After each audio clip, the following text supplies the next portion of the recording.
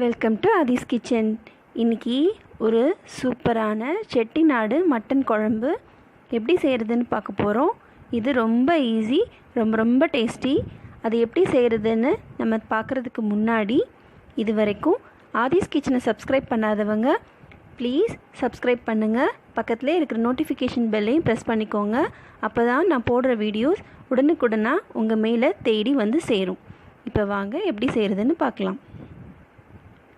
முதல்ல நம்ம மசாலா அரைக்க போகிறோங்க. அதுக்கு ஒரு கடாயில் சோம்புங்க, 2 ஸ்பூன் அளவுக்கு சோம்பு போட்டுக்கோங்க. நான் எண்ணெய் விடலை, வெறும் கடாயில் தான் வறுக்க போகிறேன். அதுக்கப்புறமா தனியா, கொத்தமல்லி விதைன்னு சொல்லுவாங்க இல்லையா, விதை கொத்தமல்லி தனியா அப்படி சொல்லுவாங்க, அது ஒரு 4 ஸ்பூன் போட்டுக்கோங்க. மிளகு 2 ஸ்பூன்,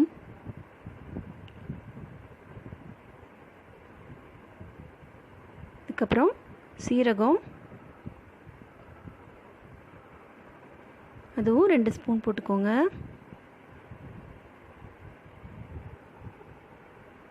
இதை சிம்மிலே வச்சு வாசனை வர்ற அளவுக்கு வறுத்துக்கோங்க.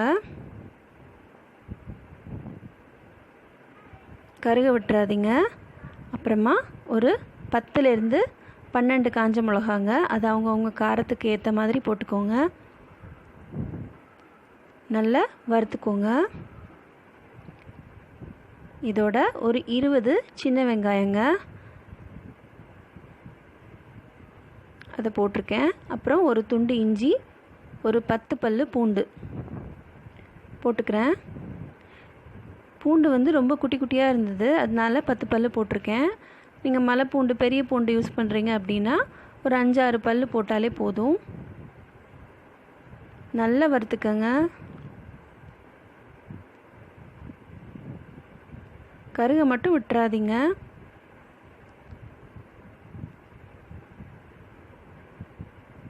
இப்போது இதோட ஒரு துண்டு பட்டைங்க, இதோட ஒரு 4 ஏலக்காய் போட்டுக்கிறேன். 3 கிராம்பு போட்டுட்டு நல்லா வதக்கிக்கோங்க. இது வதக்கி அரைக்கிறதுனால ரொம்ப வாசனையாக இருக்கும். நம்ம வேறு எந்த மசாலாவுமே இதில் போட போகிறது இல்லைங்க. இது அவ்வளோ மணமாக இருக்கும். இதில் போட்டுக்கிறது எல்லாமே உடம்புக்கு நல்லது. இப்போது நம்ம வதக்குனதை ஆற வச்சுடுங்க. இதுக்குள்ளே ஒரு குக்கரில் ஒரு 3 டேபிள் ஸ்பூன் அளவுக்கு சமையல் எண்ணெய் ஊற்றிக்கோங்க. இதோட ஒரு பிரியாணி இலையை உடச்சி போட்டிருக்கேன். அப்புறம் ஒரு 1/2 ஸ்பூன் போல் சோம்பு போட்டுக்கோங்க. இதில் ஒரு 3 பெரிய வெங்காயம் போட்டிருக்கேங்க. இப்போ நான் சொல்கிறது ஒரு 1/2 கிலோ மட்டன் அளவுக்கு. வெங்காயம் நிறைய போட்டிங்கன்னா ரொம்ப டேஸ்ட்டாக இருக்கும். வெங்காயத்தை நல்லா வதக்கிக்கோங்க.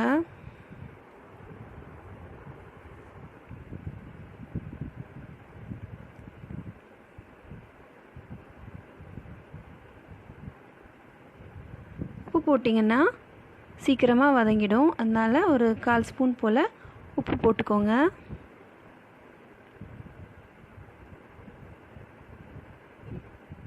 இந்த செட்டிநாடு மட்டன் குழம்பு எல்லாத்துக்குமே சூப்பரான காம்பினேஷன். சாதம், சப்பாத்தி, இட்லி, தோசை, இடியாப்பம். இதோட ஒரு 3 குட்டி குட்டியாக இருந்ததுங்க, அதனால 3 தக்காளி போட்டிருக்கேன். பெருசாக இருந்தால் நீங்கள் 2 தக்காளி கூட போட்டால் போதும். நல்லா வதக்கிக்கோங்க. வெங்காயம் தக்காளியும் நல்லா வதங்கணும்.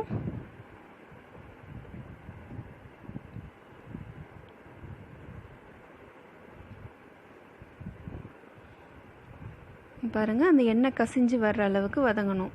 நம்ம முதல்ல ஊற்றின எண்ணெய் தனியாக கசிஞ்சு வரணும். இந்த அளவுக்கு நல்லா வதங்கிக்கணும்.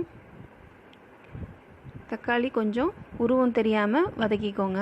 இப்போ நான் 1/2 கிலோ மட்டனை மஞ்சள் தூள் போட்டு நல்லா கழுவியிருக்கேங்க. இதில் கொஞ்சமாக வினிகர் ஊற்றிக்கிட்டிங்கன்னா கூட நல்லாயிருக்கும். அந்த கிருமி இருக்காது, கெட்ட ஸ்மெல் எதுவுமே இருக்காது.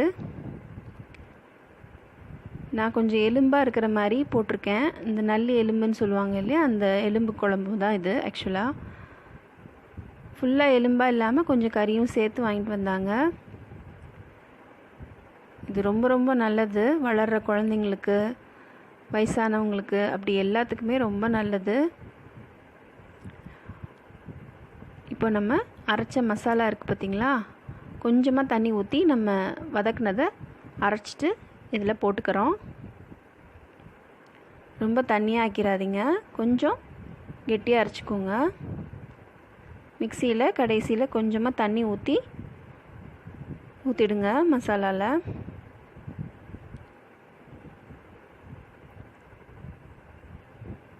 இந்த மசாலா போட்ட உடனே அப்படி கம கம கம கமன்னு வாசனை வருங்க. போட்டுட்டு நல்லா கலந்து விட்டுருங்க.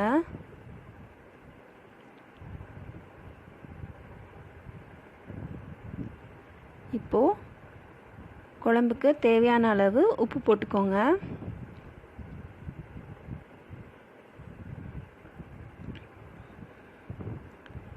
இதில் நம்ம மிளகாத்தூள், தனியாத்தூள்னு எதுவுமே போட போகிறதில்ல.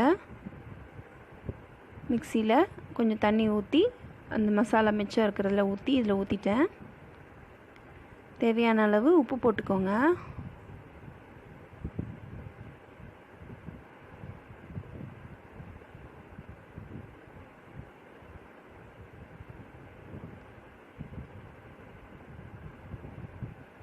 உப்பு போட்டு நல்லா கலந்து விட்டுருங்க.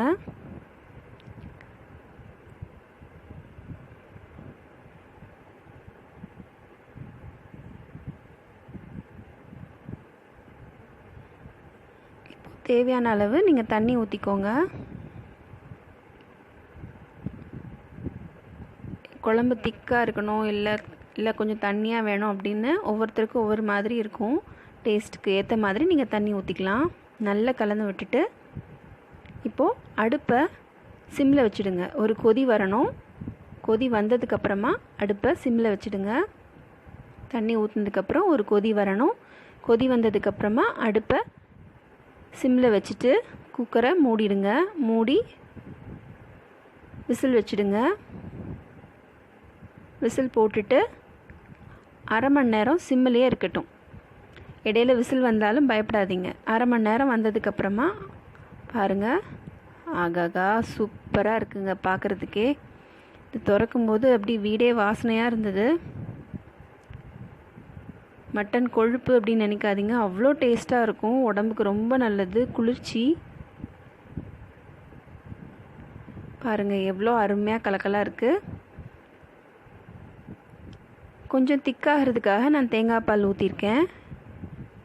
தேங்காய் பால் வேணாம், எனக்கு முதல்ல இருந்த மாதிரி தான் வேணும் அப்படின்னு நினைக்கிறவங்க நீங்கள் அந்த ஸ்டேஜ்லேயே இறக்கிடலாம். இப்போ நான் தேங்காய் பால் ஊற்றிட்டு ஒரு கொதி வர்ற அளவுக்கு வெயிட் பண்ணலாம். இப்போ ஒரு கொதி வந்துடுச்சுங்க. தேங்காய் எது அரைச்சி ஊற்றினாலும் ரொம்ப நேரம் கொதிக்க விட்டுறாதீங்க. இப்போ ஒரு கொதி வந்துடுச்சு இல்லையா, இப்போ நான் அடுப்பை ஆஃப் பண்ணிட்டேன். இப்போது நறுக்கி வச்ச கொத்தமல்லி தழையை இதில் போட்டுக்கிறேன். இது எல்லாத்துக்கும் கலக்கலான காம்பினேஷன். சாதத்தோட, சப்பாத்தி, பூரி, பரோட்டா, இட்லி, தோசை, நீங்கள் மத்தியானம் வச்சுட்டு நைட் கூட ஊற்றி சாப்பிட்லாம். இட்லி தோசைக்கு செம்மையாக இருக்கும். பாருங்கள் இவ்வளோ கலகலாக இருக்குது. நல்லி எலும்பு இருக்கிறதுனால மேல்கால் வலிக்கு ரொம்ப நல்லது. டயர்டாக இருக்குது அப்படின்னு சொல்கிறவங்களுக்கு இதை செஞ்சு கொடுங்க. பாருங்கள் பார்க்கவே எவ்வளோ அருமையாக இருக்குது. லைட்டிங் பத்தலை, நான் லைட்டில் போட்டு கொஞ்சம் எடுத்திருக்கேன். இந்த வீடியோ உங்களுக்கு பிடிச்சிருந்துச்சுன்னா லைக் பண்ணுங்கள். மறக்காமல் என் சேனலை சப்ஸ்கிரைப் பண்ணுங்கள். இந்த வீடியோ பிடிச்சிருந்துச்சுன்னா மறக்காமல் உங்கள் ஃப்ரெண்ட்ஸோட ஷேர் பண்ணிக்கோங்க.